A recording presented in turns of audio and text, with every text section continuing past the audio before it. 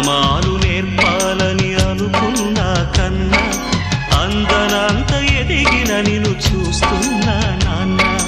కలిసొచ్చిన కాలానికి